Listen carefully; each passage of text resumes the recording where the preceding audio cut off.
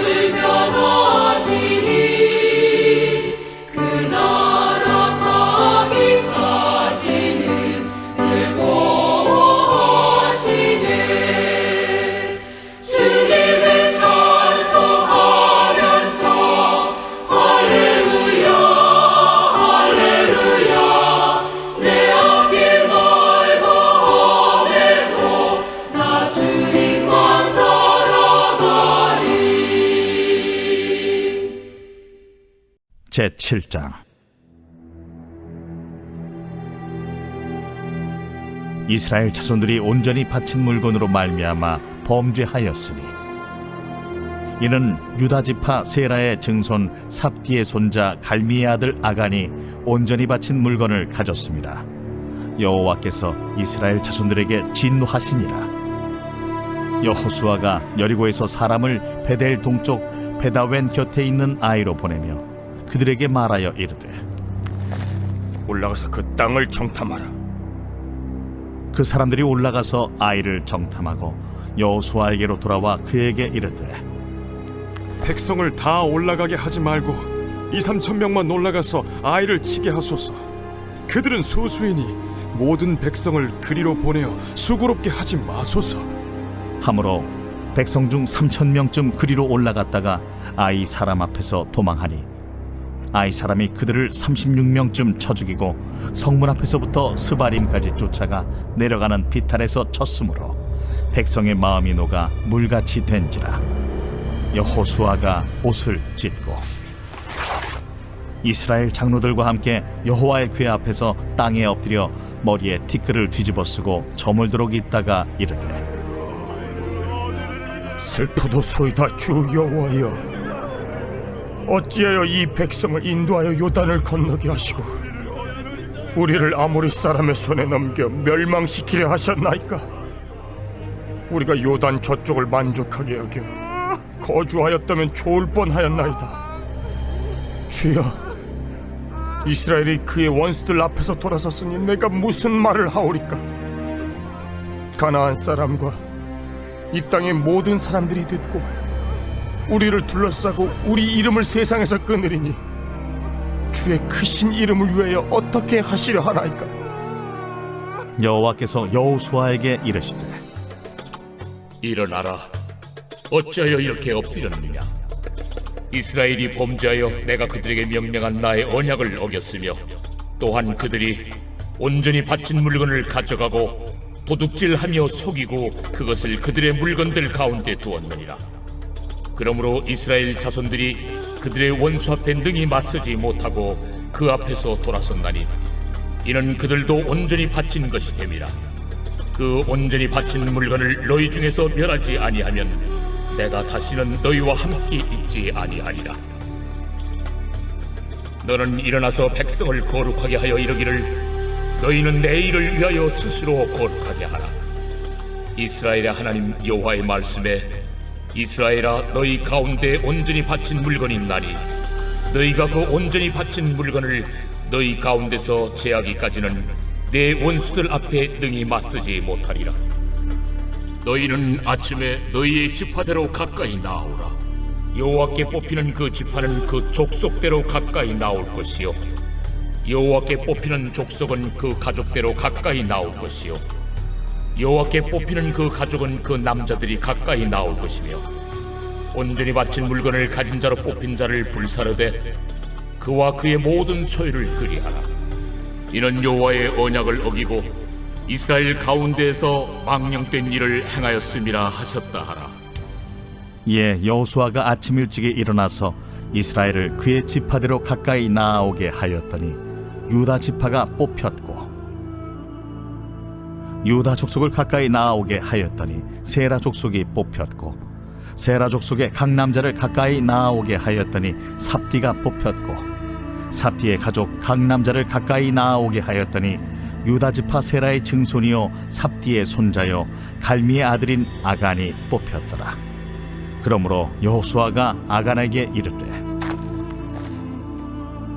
내 아들아, 청하노니 이스라엘의 하나님 여호와께 영광을 돌려 그 앞에 자복하고 내가 행한 일을 내게 알게 하라. 그 일을 내게 숨기지 말라. 하니 아간이 여호수아에게 대답하여 이르되 참으로 나는 이스라엘의 하나님 여호와께 범죄하여 이러이러하게 행하였나이다. 내가 노력한 물건 중에 시날산의 아름다운 외투 한 벌과 은 200세겔과 그 무게가 50세겔 되는 금덩이 하나를 보고 탐내어 가져나이다. 보소서, 이제 그 물건들을 내 장막 가운데 땅속에 감추었는데 은은 그 밑에 있나이다. 이에 여호수아가 사자들을 보내매 그의 장막에 달려가 본즉 물건이 그의 장막 안에 감추어져 있는데 은은 그 밑에 있는지라. 그들이 그것을 장막 가운데서 취하여 여호수아와 이스라엘 모든 자손에게 가지고 오매 그들이 그것을 여호와 앞에 쏟아 놓으니라. 여호수아가 이스라엘 모든 사람과 더불어 세라의 아들 아간을 잡고 그 은과 그 외투와 그 금덩이와 그의 아들들과 그의 딸들과 그의 소들과 그의 나귀들과 그의 양들과 그의 장막과 그에게 속한 모든 것을 이끌고 아골 골짜기로 가서 여호수아가 이르되 내가 어찌하여 우리를 괴롭게 하였느냐? 여호와께서 오늘 너를 괴롭게 하시리라. 하니 온 이스라엘이 그를 돌로 치고 물건들도 돌로 치고 불사르고 그 위에 돌무더기를 크게 쌓았더니 오늘까지 있더라. 여호와께서 그의 맹렬한 진노를 그치시니 그러므로 그곳 이름을 오늘까지 아골 골짜기라 부르더라.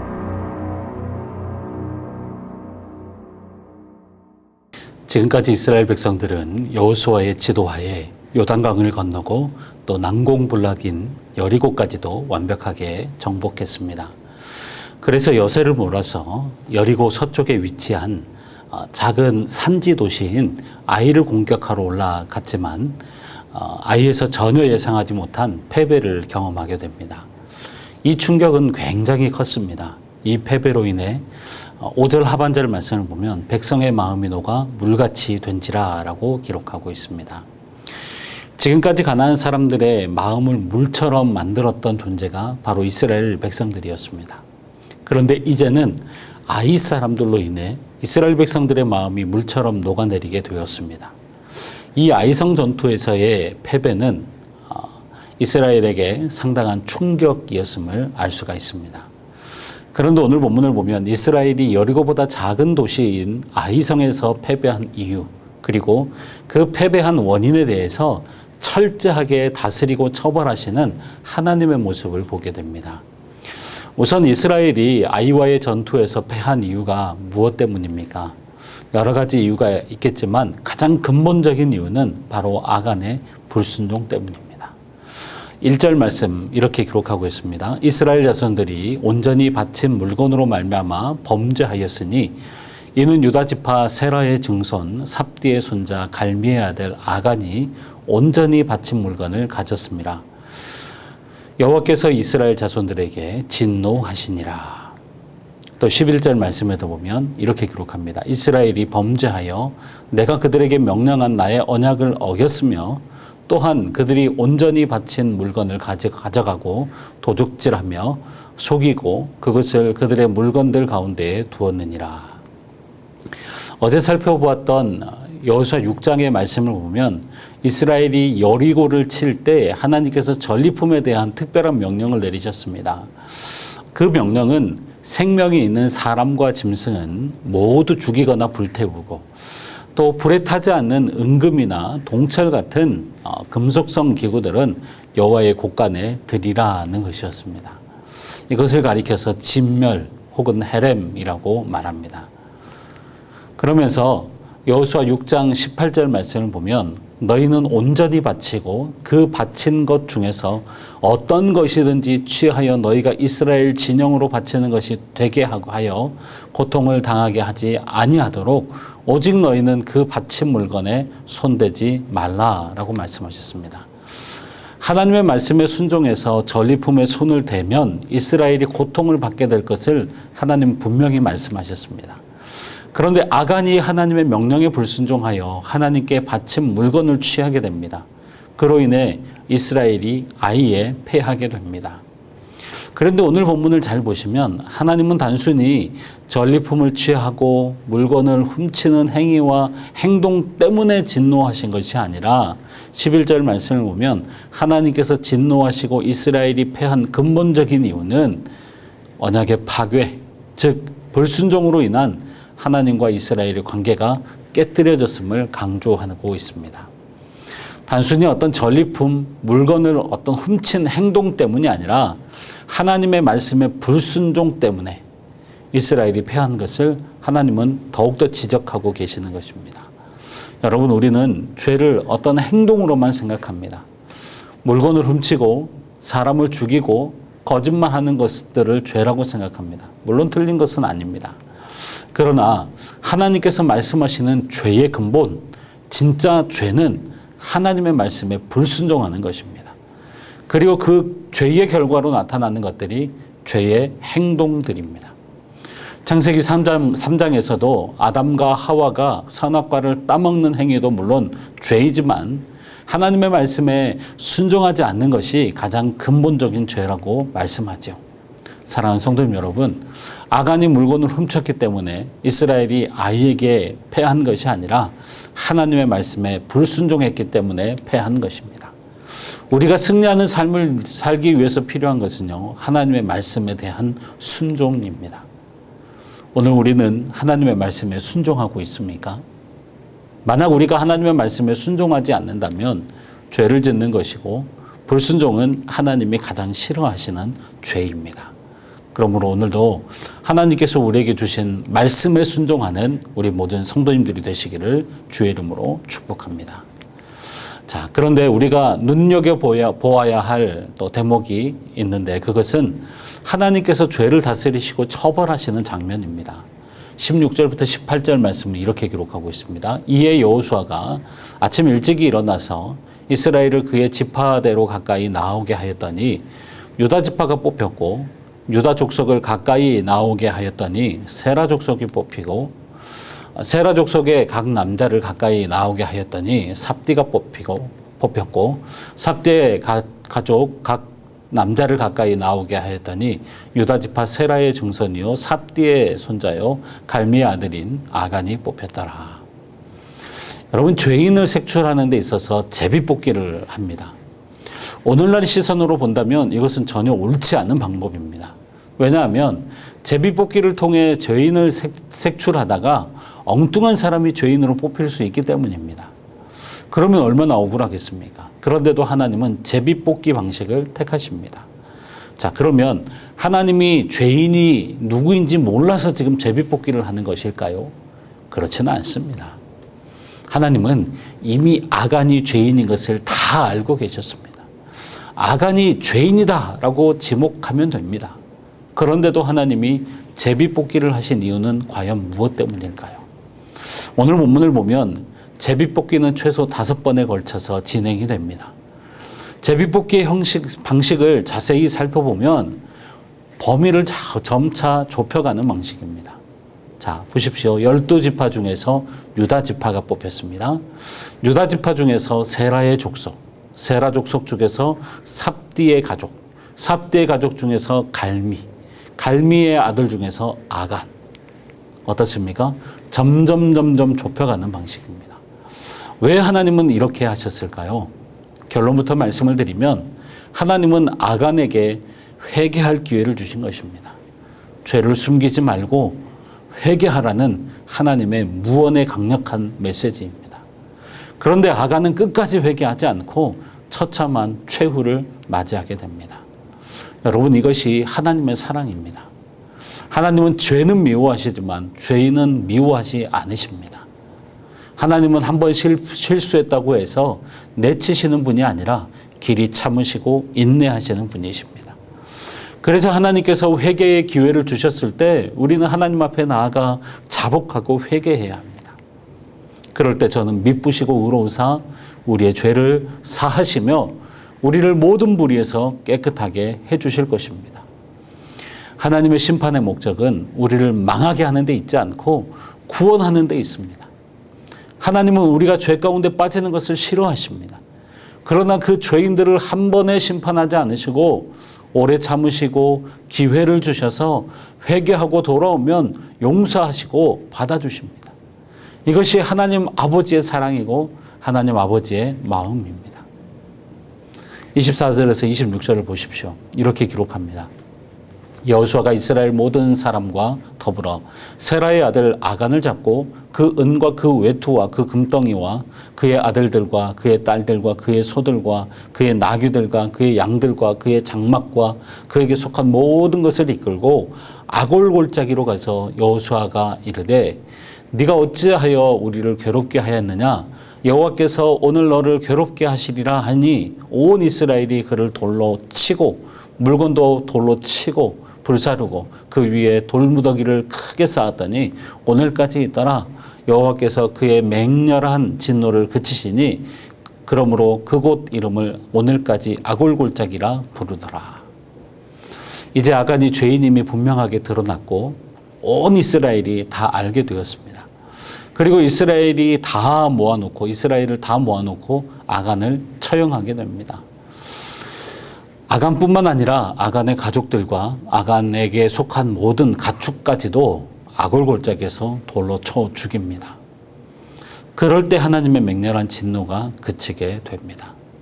여러분, 어떻게 보면 굉장히 잔인해 보이지만 하나님은 이처럼 죄를 철저하게 다루십니다. 그런데 아간을 돌로 쳐 죽인 곳이 어디입니까? 아골골짜기입니다. 지금 이곳은 괴로움의 장소입니다. 저주의 장소이고 소망이 없는 절망의 장소입니다. 그런데 훗날 이곳이 어떤 곳이 됩니까? 하나님께서 호세아 선지자를 통해서 소망이 없고 절망의 장소인 이 아골골짜기가 소망의 문이 되게 하십니다. 호세아서 2장 15절 말씀입니다. 거기서 비로소 그의 포도원을 그에게 주고 아골골짜기로 소망의 문을 삼아 주리니 그가 거기서 응대하기를 어렸을 때와 애굽 땅에서 올라오던 날과 같이 하리라. 아골골짜기는 우리가 죄로 인해 아간처럼 처형받아야 할 장소입니다. 죽음의 자리이죠. 그러나 하나님의 사랑으로 저주의 장소였던 아골골짜기에 십자가를 세우시고 우리를 대신해서 예수님을 죽게 하심으로 인하여서 우리의 모든 죄의 저주가 떠나가고 예수 그리스도를 통해서 소망의 문이 되게 하셨습니다. 사랑하는 성도님 여러분, 우리는 아간처럼 저주의 골짜기인 악을 골짜기에서 죽어 마땅한 자들입니다. 그러나 죄를 미워하시지만 죄인은 사랑하시는 하나님의 크신 사랑 때문에 우리는 이곳에서 소망을 경험하게 됩니다. 오늘 우리에게 있어서 악을 골짜기는 어디입니까? 그것이 무엇입니까? 예수 그리스도의 십자가입니다. 오늘도 우리의 죄의 문제를 가지고 십자가 앞에 나아갈 때 죽음의 악을 골짜기가 소망의 문이 되게 되는 은혜를 우리가 누리게 될 것입니다. 이 세상을 살아가는 사람 가운데 어느 누구도 죄를 짓지 않는 사람은 없습니다. 누구나가 다 죄를 짓습니다. 그러나 그 죄를 감추지 말고 죄는 미워하지만 죄인을 사랑하시는 하나님 앞에 나아가 용서를 구할 때 절망이 소망으로 바뀌게 될 것입니다. 오늘도 우리의 소망은 십자가밖에 없습니다. 하나님 앞에 나아가는 것 외에는 여러분 방법이 없습니다. 오늘도 십자가 밑에 나아가 우리의 죄점을 벗고 주님을 찬송하면서 주님만 따라가는 우리 모든 성도님들이 되시기를 주의 이름으로 축원합니다. 기도하겠습니다. 하나님 아버지, 죄는 미워하시지만 죄인은 사랑하시는 하나님의 사랑으로 우리를 용서하시고 저주와 절망을 소망으로 바꿔주시니 감사합니다. 하나님의 은혜와 사랑을 받은 자들로 날마다 하나님의 말씀에 순종하는 삶을 살아가게 하여 주시옵시고 주님 우리를 사랑하신 것처럼 우리도 주님을 사랑하며 이웃을 사랑하는 우리의 삶이 되게 하여 주시옵소서. 절망을 소망으로 바꾸시는 하나님 아버지, 십자가의 사랑으로 우리에게 소망의 문을 열어주셔서 감사합니다. 날마다 주님 안에서 소망의 삶을 살아가는 우리 모두가 되게 하여 주시옵소서. 이 시간도 죄인을 사랑하시는 하나님의 긍휼하심을 바라보며 주님 앞에 엎드리는 성도들의 기도를 들어주시고 한량없는 은혜와 또 응답의 역사들을 허락하여 주시옵소서. 감사드리며 예수님의 이름으로 기도하며 이제도 우리 구주 예수 그리스도의 은혜와 하나님 아버지의 크고 극진하신 사랑하심과 성령님의 감동과 마유력의 충만하심이 사랑하는 주의 모든 권속들 머리 위에 가정과 교회 위에 이제로부터 영원토록 함께 있을지어다. 아멘.